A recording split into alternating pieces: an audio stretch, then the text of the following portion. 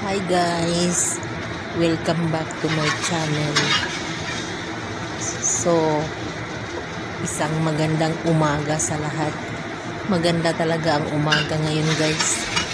Wala nang nakikitira dito sa amo ko guys na magyaya. Yung matanda at saka yung yaya. Wala na. Kasi yung matanda nasa hospital na siya. Mag-iisang buwan na siya doon. Pero buhay pa naman siya, nasa ICU. Pero sabi ng mga alaga ko, hindi na raw pwedeng umuwi ng bahay. Hinihintay na lang yun na malagutan ng hininga. Kaya yung yaya niya, dinispatcha na. 2 linggo bago dinispatcha yung yaya guys. Pero, ewan ko kung bakit hindi nila inuutosan na linisin yung kwarto. Yung tinutuluyan ba nila? Yung tinutuluyan lang naman sana. Yung CR at saka yung hallway.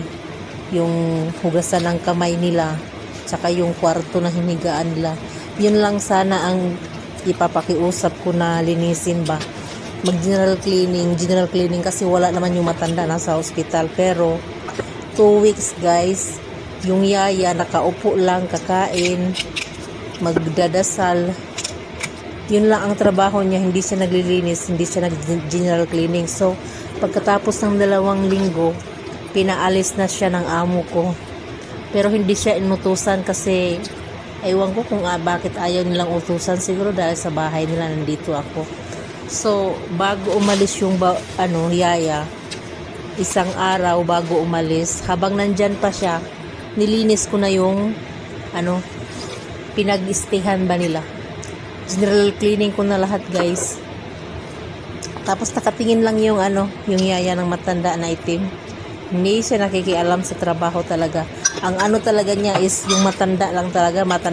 Pero yung mga labahan ng matanda, mayroon pa yung mga carpet.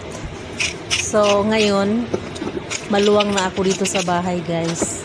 Sa awa ng Diyos, sa 4 na taon na pag-stay nila dito. Ngayon, na nakaraos din ako. Medyo maluwang na sa aking dibdib at sa aking isipan. Na ngayon ay pinagsisilbihan ko na lang yung mga amo ko na lang. So the best naman talaga kung amo mo lang yung pagsisilbihan mo eh. So ngayon, masaya na ako guys. Salamat sa lahat. So maraming salamat sa panonood. At ito nga, kumakain nga ako. Kasi nag-general cleaning, so nagutom.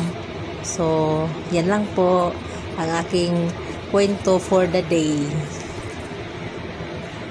Higop muna. Bye-bye. Thank you for watching. Bye.